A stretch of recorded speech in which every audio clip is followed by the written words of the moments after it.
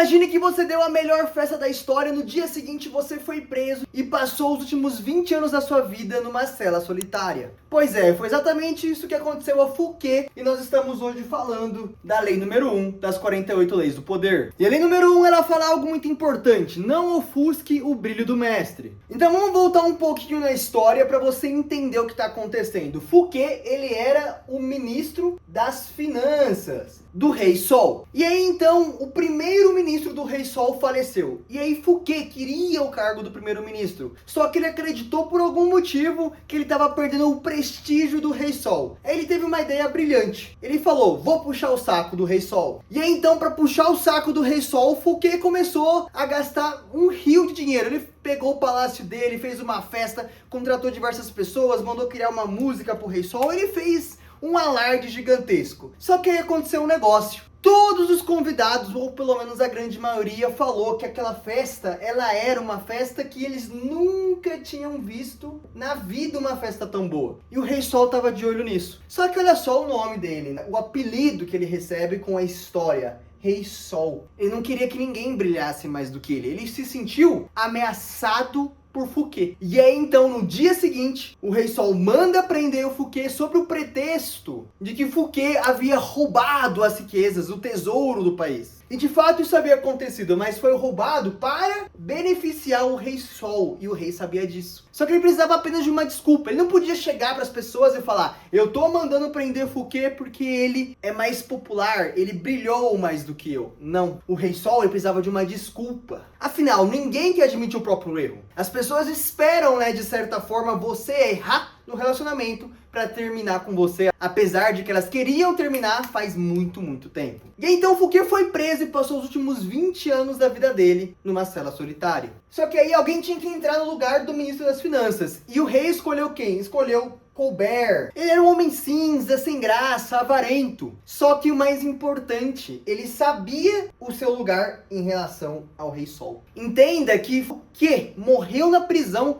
por ele ser bom demais. Só que aí a gente tem um outro espectro, ainda ali no século 17, 1610, para ser mais preciso. Galileu, ele fez uma descoberta, ele descobriu as luas de Júpiter. Só que tinha um problema. Galileu, a maior parte ele recebia como presentes. Só que Galileu não precisava de presentes, ele precisava de dinheiro. E ele teve uma ideia um pouco diferente. Em vez dele brilhar com a descoberta das luas de Júpiter, por que não ele fazer um dos mestres dele brilhar? E ele escolheu quem? Os Médici. E aí eu preciso ler para te explicar o porquê que deu certo. Porque é uma história muito complexa essa história do Galileu. E a história toda é porque um pouco antes de estabelecer a dinastia dos Médici, Cosimo I escolheu Júpiter, o mais poderoso dos deuses, o símbolo da dinastia, um símbolo de poder que ia além da política e dos bancos, um símbolo que estava associado à Roma antiga e às suas divindades. E aí então, Galileu descobre as luas de Júpiter e ele fala: pô, peraí, Cosimo tinha associado toda a dinastia dele a Júpiter, então eu vou encontrar uma relação entre eles. E aí então Galileu, ele transforma a descoberta dele num acontecimento cósmico, homenageando a grandiosidade dos Médici. E você vai ver que ele vai exagerar absurdamente. Galileu fala o seguinte, olha só, abre aspas: as estrelas brilhantes, as luas de Júpiter, se apresentaram nos céus. Elas se apresentaram ao seu telescópio ao mesmo tempo em que Cosimo II era entronizado. Só que aí agora ele deixa mais lendário. O número de luas, 4, se harmonizava com o número dos Médici.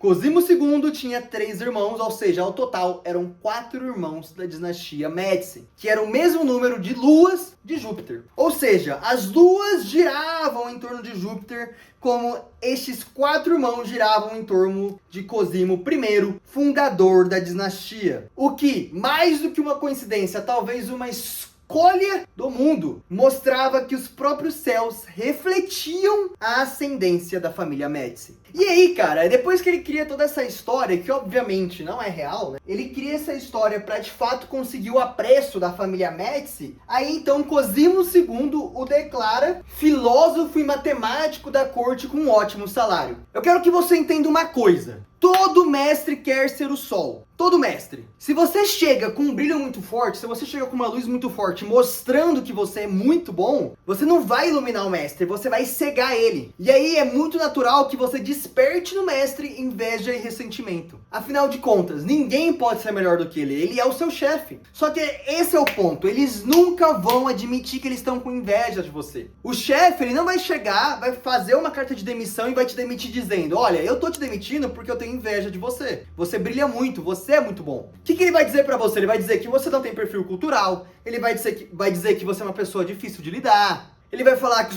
os funcionários estão reclamando muito. Ele vai encontrar uma desculpa burocrática para simplesmente jogar você nas ruas. Da mesma forma que o Rei Sol, Luís XIV, fez. E aí fica a sua escolha. Você quer brilhar, mostrar para todo mundo o seu talento, ofuscando o seu chefe e ser demitido? Ou você prefere entregar um pouquinho do seu talento, um pouquinho do seu brilho pro seu chefe e você ascender na sua profissão, até que em algum momento você vai ter a oportunidade de você se tornar o chefe. Aí sim, as outras pessoas terão que entregar um pouco do brilho para você. Você que escolhe. E se você agora está escolhendo a opção em que você entrega um pouco do brilho, com tanto de você manter o seu emprego e ascender na vida, e daqui a um tempo você ter a oportunidade de mostrar seu real talento, você brilhar sem ninguém cortar suas asas, então eu vou trazer esses gatilhos para você poder aplicar na sua vida. E para um pouquinho. E antes de você ver esses gatilhos, eu quero fazer uma troca. Se esse vídeo está te ajudando em alguma coisa, você vai deixar o like aqui embaixo para você me ajudar no meu trabalho também. Eu sei que você quer ler o livro, eu sei que você vem aqui não só para você saber as histórias, principalmente para você conseguir aplicar nessa vida todos esses livros que estão aqui que vocês não estão vendo, mas que eu leio e trago aqui para vocês um resumo e aplicação da vida. Então vamos aplicar isso aqui na sua vida para você conseguir ascender. Primeiro gatilho, peça ajuda.